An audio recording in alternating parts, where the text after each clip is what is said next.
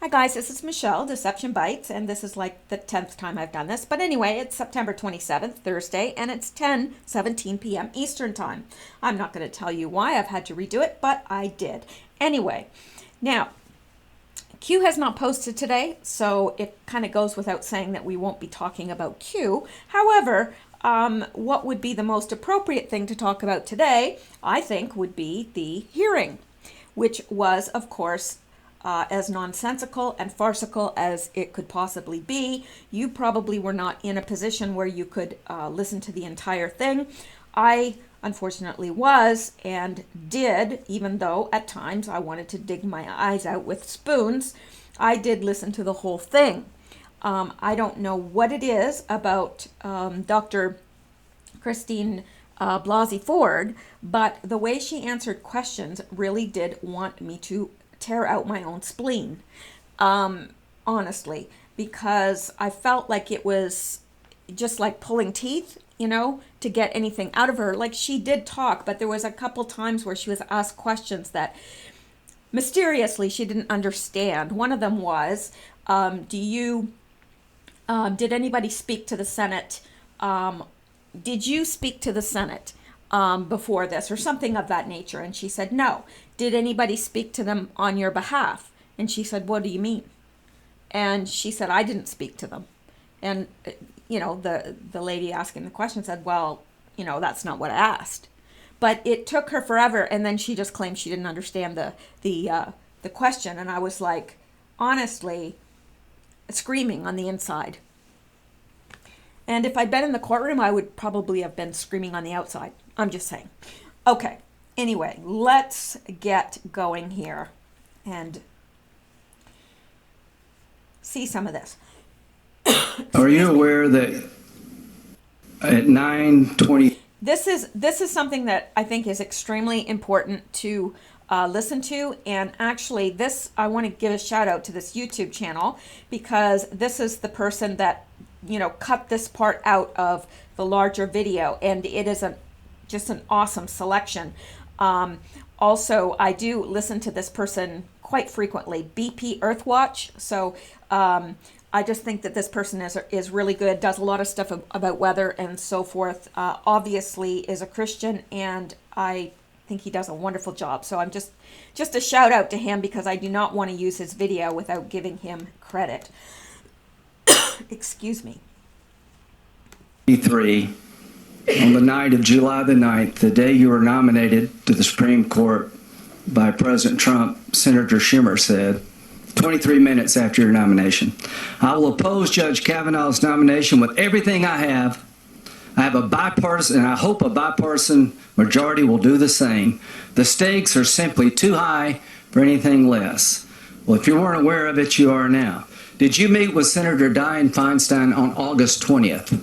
I did meet with Senator Feinstein. Did you know that her staff had already recommended a lawyer to Dr. Ford?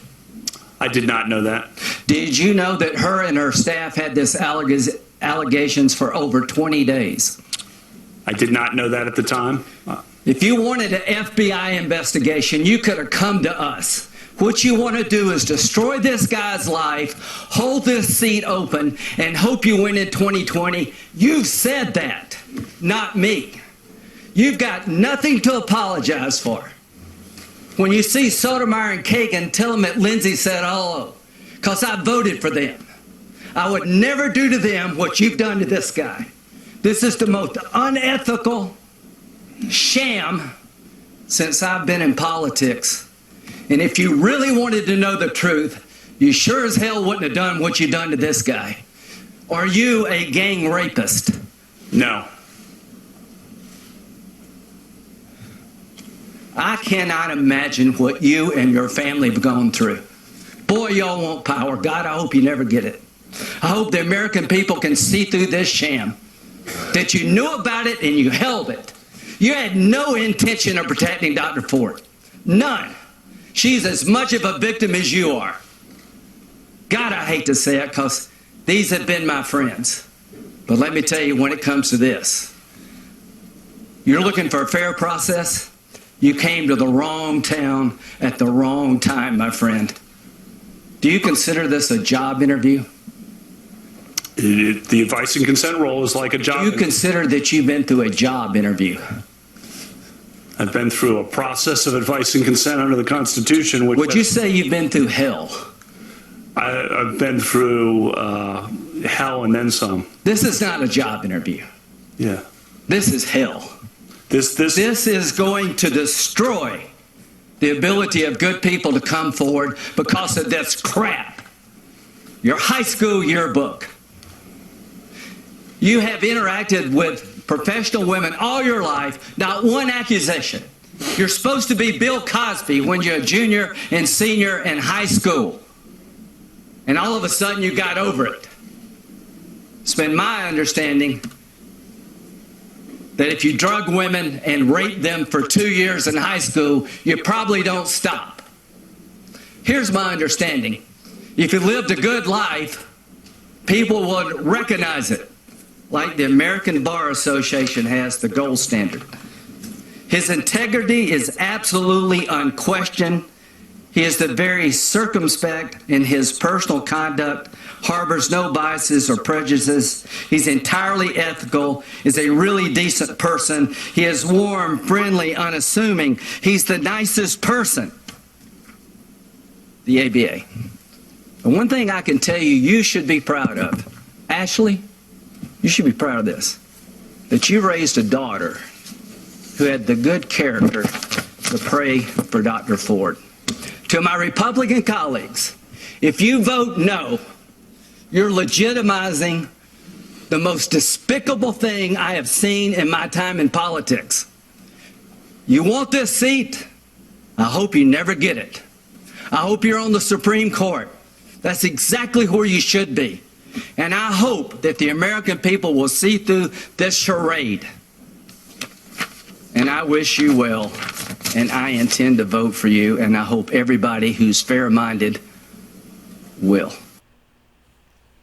You've got to admit, that was just, I mean, the part that was pulled out was just so dramatic. And the part there where he was saying about his daughter, well, Ashley must be his wife, but his daughter had said to her dad, and she was only 10, that, Dad, we need to pray for that woman. So, you know, that's where that comment came from. But let's look at the next thing here. I was very impressed with the way Judge Kavanaugh carried himself and conducted himself during the hearing. I really was. I was not so impressed with Dr. Ford. Now, to be fair, when she was describing what happened, I do believe that something happened to her. I do believe that. Now, I don't believe that it was Judge Kavanaugh, who back then, was certainly not a judge, but because he would have been 16 years old, she would have been 15.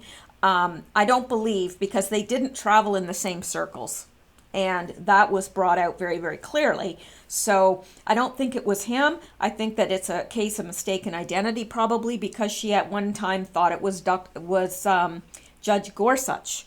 So, but after hearing her, I would probably say with maybe 65% certainty that something happened to her. But I cannot believe that it was Brett Kavanaugh, because it doesn't fit with the whole story. But anyway, let's look at this. This is, and this is michaelsavage.com. And is Dr. Ford deeply tied to the CIA? Who is Dr. Blasey Ford? Well, I think we all know who she is now. Well, besides being a professor at the off-brand university, she also works at a major university down the street from Palo Alto. She just so happens to head up the FBI undergraduate internship program at Stanford University. Christine Blasey's brother, Ralph III, used to work for the international law firm of Baker Hostetler.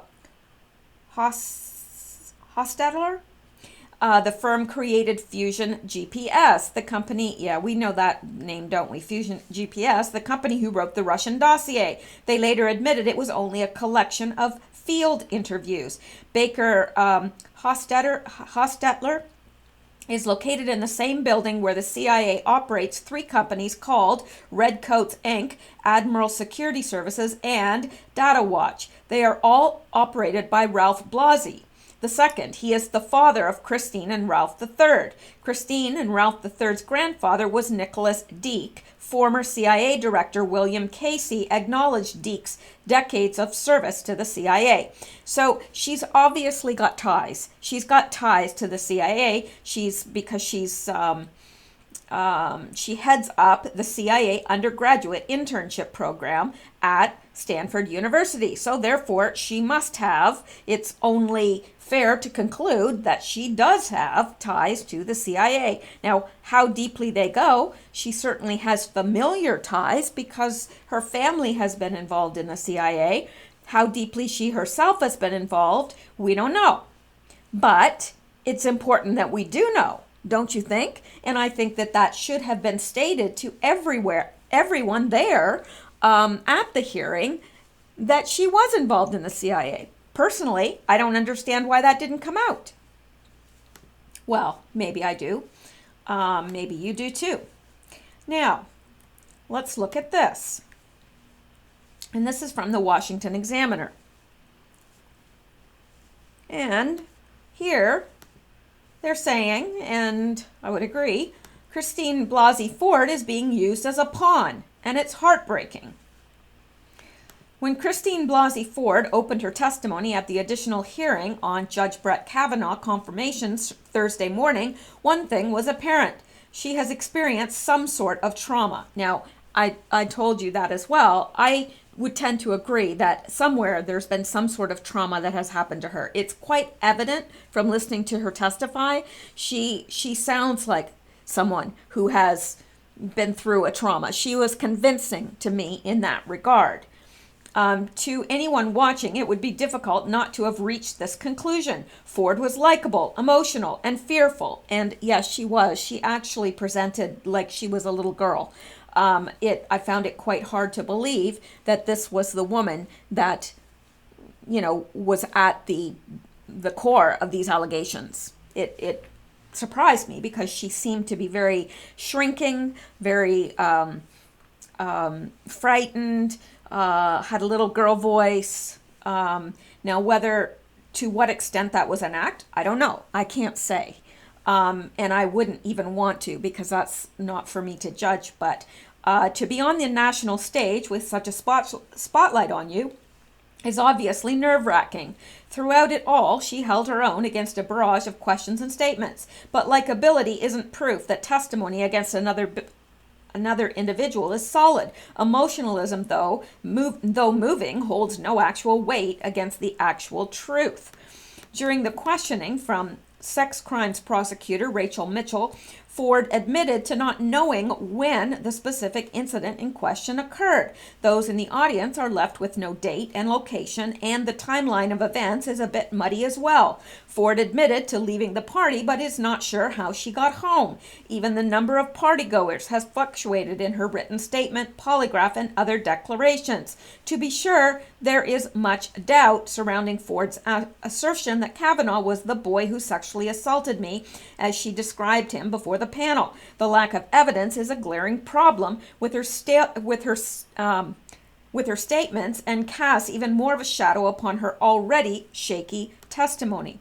And I would like to say that too, that to me, she came across as likable. If I knew absolutely nothing about her, I may have thought, okay, there's nothing about her that turned me off in terms of, I don't like this woman, or I think whatever. But my problem with her was that at times I felt that she was claiming to not understand what they were asking her, when really anyone with her education and credentials should have had little difficulty in understanding what exactly was being asked of her. Now, again, when you're in a situation like that and it's emotional and you're recalling things and you know that everybody's listening to you, I don't know how I would react. So I don't want to be too hard on the woman, but that's just me. I found that it was it was not credible to me that she did not understand some of the questions. However, she was emotional. Her soft voice and ready smile showed her to be a pleasant individual. She seemed to come from a place of sincerity, inasmuch as declaring that a trauma has occurred in her life. But apart from her own words, the truth available to us does not point the finger of blame in Kavanaugh's direction. Ford has been confused by the protocol and directed to do certain things by her handlers, even without having all the information at her disposal to make a decision. She has been surrounded and spoken for by individuals of the political variety who don't have her best interest in mind. Now, I agree with that. I think she's being, kind of led around by the nose and by these political people who are not always, telling her exactly what's going to happen and what, the meaning of everything is. And so, and obviously I don't believe that, do I believe that Dianne Feinstein has her Dr. Ford's best interest at heart? Absolutely not. I don't think any of them do. I don't think that any of them care about her as a woman, not any of the ones that are demanding that she testify. And she, she did comply. And actually, after hearing her explanation about flying, we were all making fun of her, myself included, because she didn't want to fly and yet she flew other places. Well, to hear her talk about that in real life, it was different, and I could understand that. She said, it's not my first choice. I don't like to fly. I'm afraid of flying. But I have at times had to fly and overcome it. And she said today was one of those days where she had to, but it's not her choice. She does not like flying. Well, I know a lot of people personally that they really don't like to fly. They will if they have to, but it's not their first choice. They wouldn't be thinking about, where could I go on vacation that I could fly to? That's just not in their head. But anyway, so Ford has been confused by the okay, I think I already said that, and let's get down here. She is being used as a pawn in one of the greatest attempts of political brinkmanship ever seen. In this Me Too era, she is the perfect spokeswoman for the case. Unfortunately, those interested in promoting the idea that all men are predators have taken her evidence-free accusations and worked to artfully destroy a man and his family. And I believe that is exactly what has happened. I believe that those who do not have her best interests in mind perhaps have manipulated her and taken her. Her accusations have no evidentiary backing. There's nothing to back them. The people that she says were there deny it. They say, well, we weren't there. Nothing like that happened. Nobody is corroborating her story. So how do you get to the truth of that matter? And all these, they were up there today saying to Judge Kavanaugh, why don't you ask them to open an FBI investigation to get to the truth? Well, that's a really unfair question. Why would he do that when he knows the truth? Why would he I don't know. The whole thing is just very, very bizarre, and it's getting more and more bizarre. Absent any substantiation, we should only reach one conclusion in this ongoing drama. Brett Kavanaugh is not responsible for Christine Blasey Ford's very obvious pain. And it is obvious she's in pain. It is obvious to me. You cannot look at that woman, either that or she deserves an Oscar. Really, she's either that good of an actress or she's in pain over something. But I don't believe that Brett Kavanaugh raping her is the thing she's upset at. Perhaps somebody at some party during that time frame that she says in high school at the age of 15 raped her. But I don't believe it was Brett Kavanaugh. I don't. Not after hearing the evidence. I don't. I'm not in the least. So let's go on here. Now I wanted to, because tomorrow is the vote, the confirmation vote, and of course we are hoping that he is confirmed. But here's Senator Bob Corker, and he's made it known that he will be voting for Judge Brett Kavanaugh. says, I plan to vote to confirm Judge Brett Kavanaugh my full statement. And we're not going to read his full statement. It's enough to know that we have his support, or that at least Judge Kavanaugh has his support. And also Lindsey Graham, of course, has also stated that he will be voting for Judge Kavanaugh. So that is good news. I really would be surprised if he's not confirmed tomorrow. But, and of course, this is Senator Lindsey Graham and his direct quote, and we heard that in the first video that we were looking at there from BP Earthwatch. And the quote here is, boy, you all want power. God, I hope you never get it. I hope the American people can see through this sham. Senator Lindsey Graham. And it was well spoken, and it was spoken in passion, and that was one of my favorite parts from the hearing for sure. Now let's go here. It's not going to be a real long video tonight. Actually, getting to the wrap-up point, but I wanted to at least come and let you know that I had watched and what my thoughts on it were, and to gain your thoughts as well in the comments below. Now, let me see here. Let me get down to a point where I can get this. If you watch one moment from the hearing, please watch this. If you watch one moment from the hearing, please watch this. Lifelong Christian Kavanaugh perfectly describes the act of true forgiveness. Kavanaugh breaks into tears, recalling how his 10-year-old daughter is praying for Dr. Ford because Ford is in pain. Now, that's what I described to you earlier, but this will be it coming from the horse's mouth, so to speak. Let me see here. Let me get back to the beginning. I'm not questioning that Dr. Ford may have been sexually assaulted by some person in some place at some time. But I have never done this to her or to anyone. That's not who I am. It is not who I was. I am innocent of this charge. I intend no ill will to Dr. Ford and her family. The other night, Ashley and my daughter Liza said their prayers, and little Liza, all of 10 years old,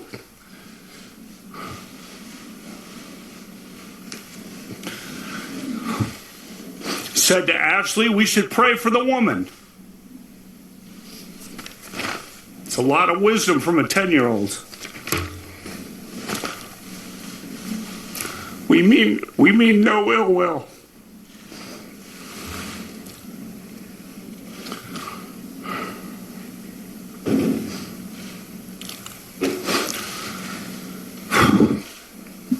First, let's start with my career. For the last 26 years, since 1992, I've served in many high-profile and sensitive government positions. Yeah, he goes, it cuts it off there, but if you had been there, he went through his career and the positions that he's held and the fact that he's gone through 6 FBI intense background checks and nothing of that nature ever came up. So, yeah, it's, I don't know, I'm glad that I don't have to ever go through something like that because it's just, you can see that it's ripping him and his family apart.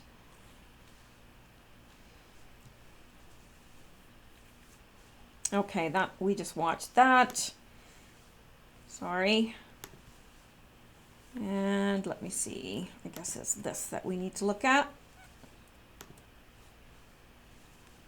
I haven't actually read this. I just saw the headline and grabbed it, so hopefully it's not anything. Dianne Feinstein calls Christine Ford a liar. The key reason for today's grotesque circus lies at the feet of California Senator and possible CHICOM useful idiot Dianne Feinstein.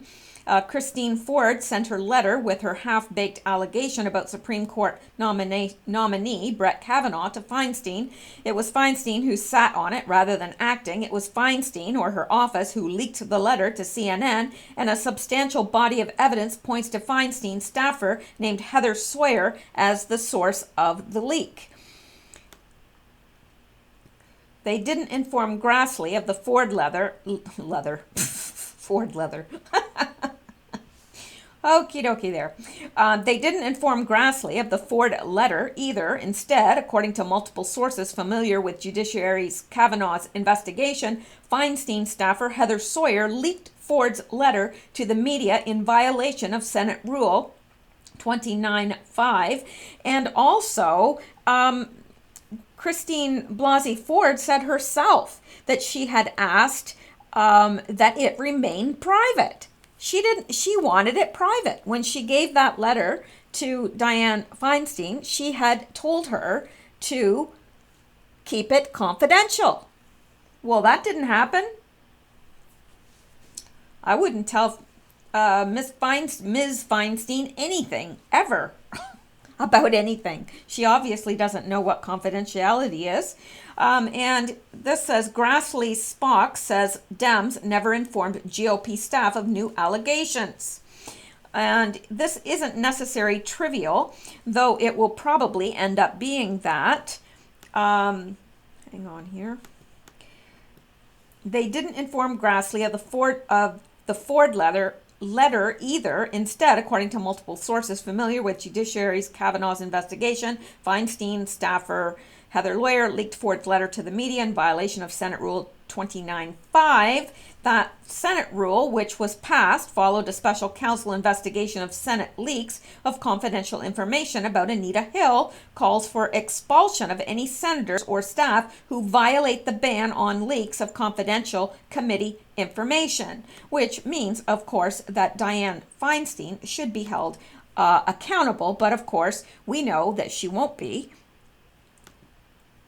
And below it says, here are the rules. Any senator, office, or employee of the Senate who shall disclose the secret or confidential business of proceedings of the Senate, including the business and proceedings of the committees, subcommittees, and offices of the Senate, shall be liable, if a senator, to suffer expulsion from the body, and if an officer or employee, to dismissal. So, bye-bye, Senator Feinstein, Stein, whatever you are. According to this, you should be expelled. Today, Senator John Cornyn brought up the subject of the leak and exchange with Dianne Feinstein. Senator Cory Booker, oh my gosh, he was grandstanding like crazy today. I don't know if you saw that part, but I was like, calm down. Oh my gosh, he is an attention whore. I'm telling you, that man wants attention. Somebody's not giving him enough attention, that guy right here. So I don't know if he needs to go to see his mama or his wife or his girlfriend or whatever. I don't know, but somebody help this man. All right, Senator Cory Booker asked Kavanaugh if he wishes his accuser, Christine Blasey Ford, never came forward with her accusation. Kavanaugh replies, all allegations should be taken seriously, and we bear no ill will towards her.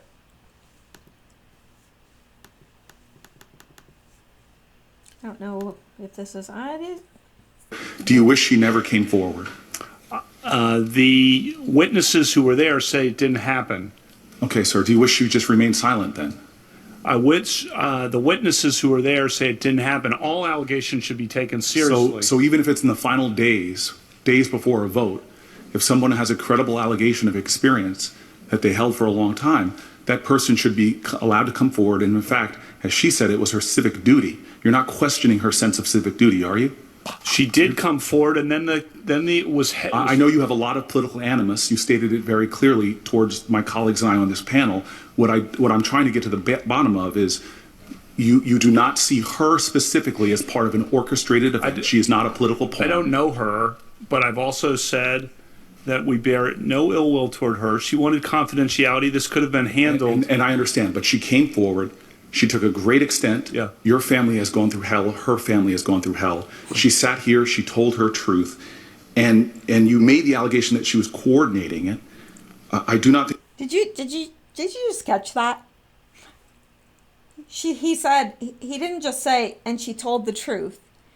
He said, and she told her truth. That's an interesting thing to say, really. If you believe somebody's telling the truth, You don't say, well, yeah, her truth, right? That's just me. I mean, if I was him and I believed her, I would say, and she told her story, she told the truth. I wouldn't say her truth. I don't know. Maybe I'm picking. I don't know. I think she was coordinating. I did not say that. That's a. You said this. I'm sorry. So you said that others were making a coordinated. Coordinated by. Forgive me. You were talking about us, not her. So she was not. She was not doing this for political efforts in 2012 when she talked to her therapist about this attack. She was not coordinating about this painful experience when she made revelations to her husband. She did not coordinate in 2013, 16, 2017, before you even nominated, when she revealed that it was you with 3 different people that had sexually assaulted her. That wasn't coordination. And Liz, all the witnesses who were there say it didn't happen. Ms. Kaiser's her longtime friend, said she never saw me at a party with or without Dr. And Ms. Kaiser has said clearly, and I'll quote what she said. She said she does not remember the night in question. That supports what you said. But she also says that she believes Dr. Ford. Yeah. Anyway, Republican Senator John Cornyn asks Democratic Senator Dianne Feinstein if her staff leaked the letter from Christine Blasey Ford, and she says the answer is no, they did not. But they did. So she's in a little bit of poo-poo. All right. At least I hope she is. And I hope it's deep, and I hope it's gelatinous.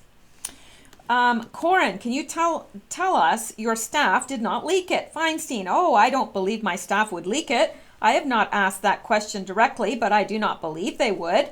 Corin, do you know that? I mean, how in the world did that get in the hands of the press? Feinstein, the answer is no, the staff would not. Corin, did you, as your staff or any other member of the Judiciary Committee, Feinstein, I just did. Well, Jennifer reminds me, I've asked her before about it. Corin, well, somebody leaked it if it wasn't you. Feinstein, well, I'm telling you, it was not. I did not. I mean, I was asked to keep it confidential, and I'm criticized for that too. And then here is John McCormick. Feinstein says most likely leak of Ford's letter was not from her friends. Corin points out that her friends didn't have the letter. Feinstein says friends may have spread the story, not letter, by word of mouth. The problem here is that CNN got a copy of the letter she sent to Feinstein in confidence, and B, Ford said under oath she didn't send the letter to anyone else. Where I find damn little reason to believe much of anything from Ford, this is one of the rare items that, unlike her grandmother's funeral, she remembers and which rings true. Feinstein is not, I think, in any real jeopardy beyond having her dubious reputation as a grifter, check the net worth of her husband since she became senator, an employer of the last resort of Chinese intelligence agents made more dubious. And Corinne did a great service by pointing out that this whole story spectacle started by the ranking member of the Judiciary Committee. The fact that Feinstein would cavalierly toss her under the bus should be a sign to everyone that no one in the Democratic Party cares about Ford. She had a purpose to serve, and she served it, and now she was totally expendable. And that's what I see too. I really just think that they are using her. I don't think that they care if she really was sexually assaulted or by whom. I think that it's just using her is just expedient. It's just, they got to use somebody, right? They know they're going to lose. And here's a Paul Speary.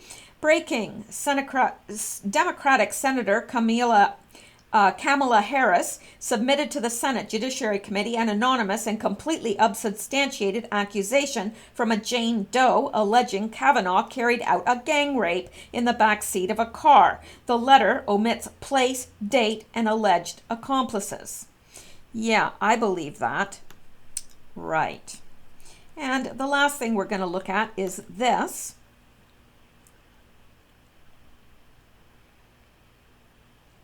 And it is from Diamond and Silk. And I love those ladies. I think they're awesome. But look what they got here. Now, if you look, you're going to see Sheila Jackson. give an envelope to Christine Blasey Ford's lawyer. This man right here is her lawyer. And this, of course, is Sheila Jackson. Okay, this is Dr. Ford. Now, Dr. Ford was asked as well if her lawyers were being paid, and she didn't seem to know anything about that. And then the two lawyers got together and said, no, we're doing this pro bono. I mean, it's just like Dr. Ford didn't seem to know who was taking care of what or what she was financially responsible for or anything, which I found very odd. But what I found the most odd is that Sheila Jackson walks up and hands an envelope to Dr. Ford's lawyer. Was this a cover-up? Was this a payoff? I don't know. Let's take a look here and watch carefully. See her hand the letter, and he put it in his jacket, and that was it. Very, very kind of under the table sort of thing, and very. Now, as Diamond and Silk ask, was that an envelope? What did Sheila Jackson give to Dr. Ford's attorney? This looks like some undercover sugar honey iced tea to us. What do you think? What do it look like to y'all? What do it look like to y'all? I love that southern accent. I love it. I love it. I love it. Anyway, so I would ask you, what do you think of that? And I didn't see this, but let's read it. If Kavanaugh's accuser had no political agenda, why did she take her complaint to politicians instead of law enforcement? That's a good question. You got to admit, the girls have a good question. I love those. I just think that they are so precious and so funny. Anyway, well, that's it. I just wanted to touch base with you tonight to let you know that I'm here. I am watching out for the Q posts, of which there have not been any for the last couple days.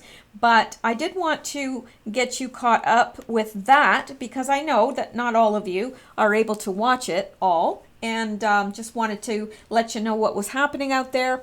I do believe from the chit chat that I've seen that it would appear that he will likely be confirmed tomorrow. I happen to believe that he will. I think that he's got enough votes on his side to, to cause that to happen. I mean, I don't think that any of us know tomorrow before it happens, but if Q is any indication, I think that we've been, encouraged to just kind of trust the plan and watch it play out. Get the popcorn, watch it play out. So I fully suspect I will be back tomorrow to tell you that Judge Kavanaugh has been confirmed to the Supreme Court. At least I hope so. I do believe when that happens, and this is just me, okay? But I do believe when that happens, there's going to be unrest in this nation. I really do. I pray that I'm wrong. I pray that I'm wrong. But just be careful, all right? Especially if you are in areas that maybe some of you are conservatives but are really surrounded by liberals. Just be careful, because I really do believe that this is going to touch off something. Just kind of like, I just see it, you got the kindling and you've got this spark coming, and just all of a sudden it just blows. And I don't know. Really, I hope I'm wrong. I pray I'm wrong, but do not be surprised, okay, if there is rioting over the weekend or if whatever, because I think when this is made known, they're going to go overboard. Well, look what happened when Hillary lost. The reactions of people crying and wailing as if, their own mother or grandmother had died. And so I think that this is going to be worse. I think people are going to be mad. And the reason I think people are going to be mad is that women that have been sexually assaulted, tend to be very, very sensitive about these subjects, but may not take into consideration or may not have seen all the evidence. You see, there's a lot of people that let the news make up their mind.